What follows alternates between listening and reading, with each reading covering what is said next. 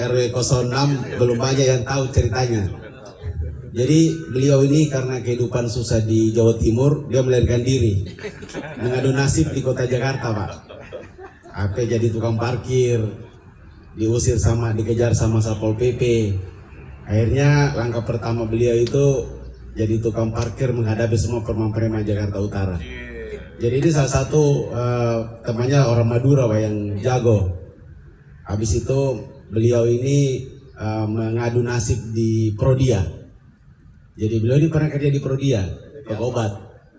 Bagaimana? Tapi dia bagian bersih-bersih. Ya, jadi cleaning service, Pak. Cuma Pak Iksan ini jagonya, nggak disuruh bersih, dia bersihkan. Gitu. Disuruh masuk pagi, dia tetap lanjut sampai pagi. Pokoknya pimpinan itu dibikin nyaman, Pak. Itu penilaian Pak Iksan. Makanya kemarin kasus bos Prodia yang diperas sama polisi, beliau punya teman itu, yang bapaknya, itu bapaknya. Gitu. Nah, suatu ketika saya juga mau tes darah, kenapa saya nggak bisa bayar? Ternyata saya dikasih gratis sama beliau, Pak, waktu saya di Prodia, Pak. Gitu. Itu penilaian beliau. Singkat cerita, akhirnya masuklah ke siput. Beliau siput di sini jualannya. Rumah ini dulu bukan dia punya. Cuma kadang-kadang kalau Pak Iksan kebelet pipis, dia pipisnya di sini. Makanya punya, Pak. Iya, marah. Yang punya rumah marah, Pak. Woi, bahaya ini gitu loh. Tapi ternyata orang kayak Pak Iksan ini doanya bagus, Pak. Pas dia pipis, dia berdoa semoga rumah ini jadi miliknya, Pak. Gitu loh. Gitu loh. Ternyata dalam perjalanan itu cuma butuh waktu 15 tahun, Pak. 15 tahun. Jadi doa juga lama, Pak. Bukan langsung instan gitu loh. Makanya saya bilang kalau ke rumah saya hati-hati. Makanya itu tembus saya keliling, Pak. Jangan sampai dia pipis di rumah saya. Karena doa beliau itu ampuh, Pak. Gitu. Jadi itu perjalanannya. Akhirnya dia mampu beli dengan doanya 15 tahun kemudian, Pak. Gitu loh. Dengan susah payah, kadang tendanya digusur sama Satpol PP, kadang dia dimarahi sama security komplek. Itu jatuh bangun luar biasa, Pak. Makanya jangan heran sekarang kalau 212 itu kalau Bapak sudah makan pasti Bapak kembali karena cita rasanya. Karena setiap dia masak, ini ada satu rahasia apa yang Bapak harus pegang. Jadi kalau Pak Iksan masak itu dia telan air liurnya. Jadi siapa punya makan pasti enak. Ini coba dicobain. Jadi kalau Bapak masak atau Ibu yang masak, Bapak, Ibu telan air liurnya. Pada saat itu kuahnya sudah mendidih, Bapak telan air liurnya. Makan itu pasti enak. Dimakan sama Bapak sendiri, sama keluarga maupun tamu. Gitu. Ini rahasia. Baru satu saya kasih tahu. Gitu. Ya, ini ceritanya gitu loh. Nah, satu lagi kelebihannya, ini kalau Pak Gading kan persaingannya ketat. Mulai dari banyak usaha, seluruh Indonesia ada di Kelapa Gading ini. Tapi 212 yang luar biasa, setiap hari orang datang gitu. Dari seluruh Indonesia mereka datang. Amin. Cuma saya terus terang sebagai teman ada satu sedih. Kenapa ada satu permintaan beliau yang saya belum pernah bisa penuhi. Dia membuat bulan suci Ramadan jadi 2 bulan, Pak. Ini saya tidak sanggup, Pak. Iya, ramai gitu. Karena kalau bulan suci Ramadan ramai mau orang makan gitu. Jadi saya udah maaf Pak Iksan, kalau itu saya nggak bisa. Tapi kalau mengantar Bapak jadi ketua RW kayaknya saya udah bisa, Pak. Gitu.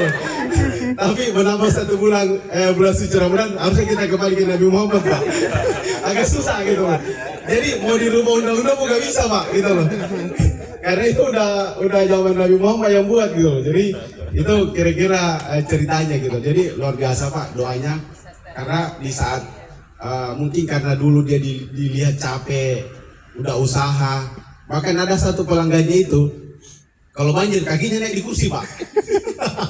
Itu naik di kursi. Saking parahnya ini Pak di sini gitu. Terus kata dia, ini kata Pak Iksan udahlah terserah kamu bayar berapa, taruh di meja itu uangmu gitu. Habis itu kau pergi aja. Gitu. Jadi jatuh bangun itu luar biasa. Makanya kita sebagai pengusaha itu tidak gampang. Jatuh bangun, susah senang, sedih, kadang-kadang itu menyelimuti setiap perjalanan karir dan kehidupan kita masing-masing. Tapi percaya saja, kalau kita tidak putus asa, pasti kita akan menjadi orang sukses. Gitu. Amin. Dan sebentar lagi mungkin jalan ini saya mau kasih nama Jalan Pak Iksan saja. Karena hampir kesannya semua dia punya rumah, Pak. Iya gitu. Jadi itu perjalanan. Jadi tidak serta merta gitu. Karena satu persatu dia beli, Pak. buat karyawannya, buat masakannya, buat kelapa, buat kepiting, buat ikan, dia taruh semua Pak di situ. Gitu loh. Makanya tertata dengan bagus Pak. Gitu. Jadi itu luar biasa, dan paling tidak makanannya beliau sudah masuk ke istana negara kita. Keren. Ya. Bahkan pada saat pemilihan waktu Raja Salman datang, Raja Arab Saudi, bos minyak, beliau terpilih juara 1. Makanya beliau kasih makan Raja Salman. Gitu loh. Makanya saya bilang hebat sekali gitu loh, bahwa corong kita orang Islam ini pasti Arab Saudi.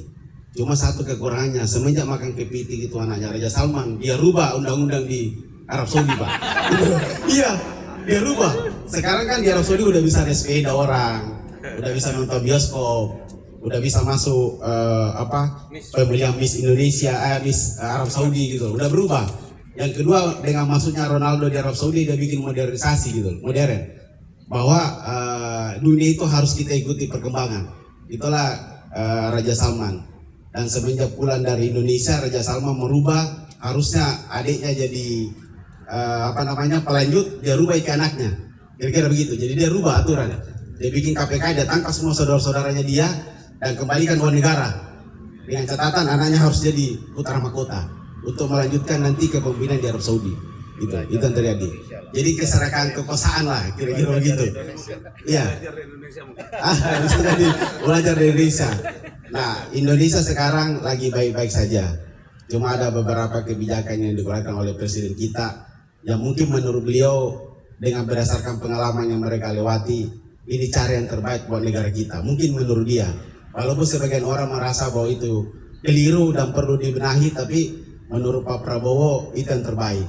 Karena dia selama 32 tahun mendampingi Pak Soeharto zaman dulu. Dia banyak belajar tentang kepemimpinan di Indonesia. Kita berharap yang penting dia jangan kembali jadi Soeharto kedua gitu loh, karena ulahnya gitu. Itu aja kita tidak ingat, supaya negara kita baik-baik saja lah, jangan sampai ada masalah lagi. Kira-kira itu Pak Kapolres. Dan ini hari terima kasih atas nama temannya Pak Iksan, terima kasih Pak Kapolres, Pak Waka. Ini lengkap Pak, Kasa Intel. Jadi ini Kasa Intel mata Pak di sini. Gitu. Saya bilang sama Pak Iksan, kita dibantu sama Pak Kasa Intel ini Pak. Gitu. Ada Pak Kapolsek juga di sini, ada Pak Kaniser. Jadi saya waktu ketemu Pak Kanit ini, saya bilang, wah ini polisi atau ini apa gitu? Iya koko. Jadi iya, karena orang nggak tahu kalau dia polisi Pak. Dia dikira orang Chinese gitu loh. Begitu. Nah itulah sekarang hebatnya negara kita. Jadi tidak ada lagi suku, tidak ada. Begitu Anda warga negara punya KTP Indonesia, maka Anda berhak memilih apapun yang ada di Indonesia, yang penting Bapak memenuhi syarat gitu. Itulah hebatnya Indonesia zaman sekarang dibanding zaman dulu, begitu. Jadi dan itulah sebenarnya harusnya ke depan kita lebih bagus lagi negara kita. Cuma kita pengusaha sekarang terbebani masalah perpajakan aja Pak. Pajak semakin tinggi, tapi nggak apa-apa, yang penting negara kita makmur lah. Iya, itu yang penting untung. Jadi ini ada satu cerita baru Pak. Jadi kemarin saya bilang Pak Iksan, saya habis ketemu teman saya, dia mau kirim kepiting buat kita. Terus dia bilang, coba kita coba. Jadi dikirimlah kepiting dari Sulawesi Pak, di kampungnya Pak JK, namanya Bone. Sampai di bandara Pak, ternyata ngirim kepiting itu harus masuk itu karantina. Masuk karantina. Wah ditahan Pak, nggak bisa sembarang kirim, harus dilihat dulu. Saya bilang coba saya bicara sama itunya, kepala karantinanya.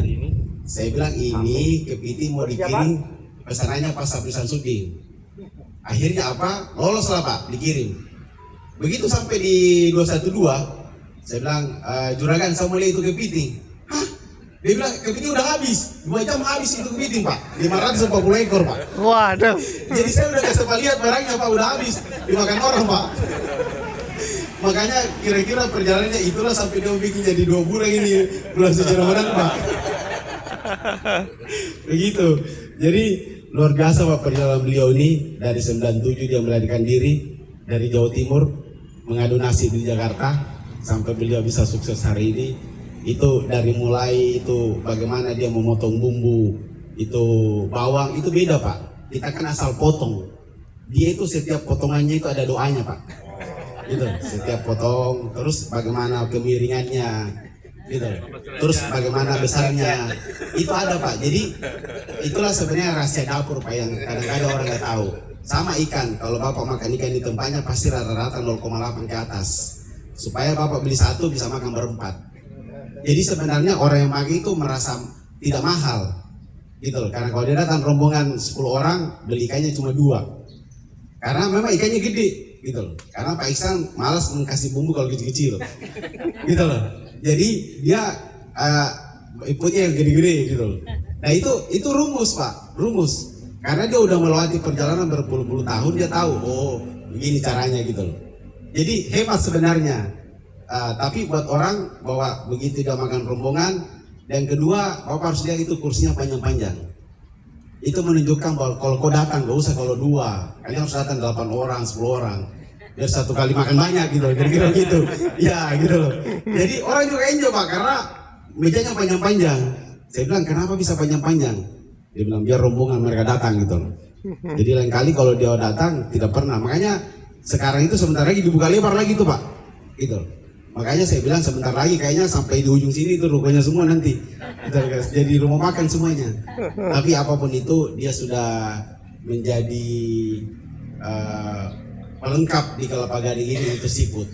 Kira-kira begitu. Karena beliau semua itu kepitingnya itu hidup. Jadi kalau kita sebenarnya kadang-kadang kita takut makan kepiting. Setelah kita pelajari, ternyata kepiting itu tidak bikin kolesterol Pak. Karena hidup. Jadi kepiting itu hidup. Yang masalah itu kalau kepitingnya mati.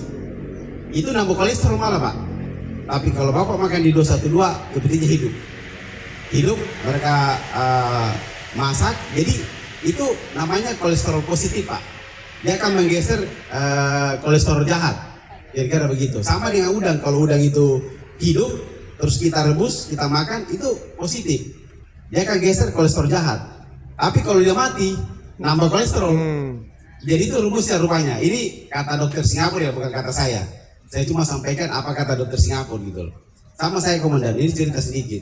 Saya dulu itu makan obat kolesterol. Dari Senin makan, Selasa enggak, Rabu minum. Terus saya ketemu teman saya, kata teman saya, itu kata dokter Indonesia.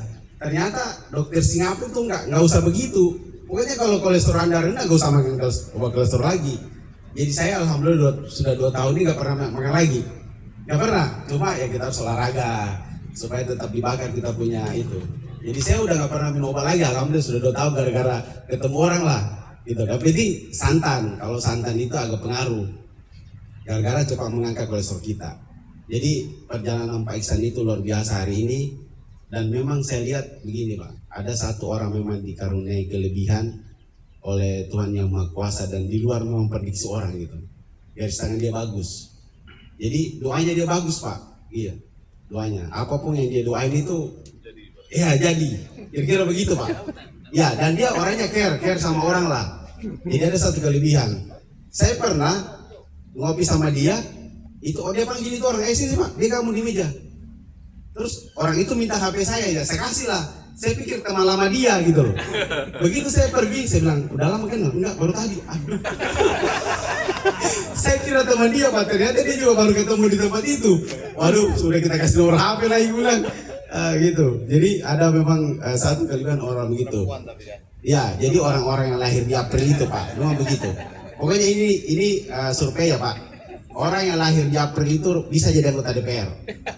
Karena orangnya ramah Pak. Gitu. Jadi tapi kalau orang yang mau direktur keuangan, kasih dia di bulan November lahirnya.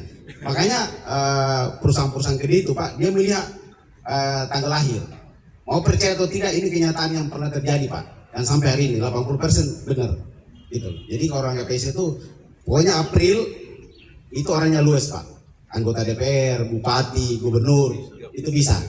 Gitu. Kalau keuangan itu bulan November. Dia orangnya saklek, gitu, saklek. Begitu. Jadi kalau kepemimpinan itu biasanya bulan Juni. Tapi kalau strong itu Januari. Februari Pak. Jadi ada tanggalnya 20 ke atas sama 20 ke bawah. Ya, Aquarius. Itu strong Pak. Semangatnya tinggi. Dia tidak pantang putus asa.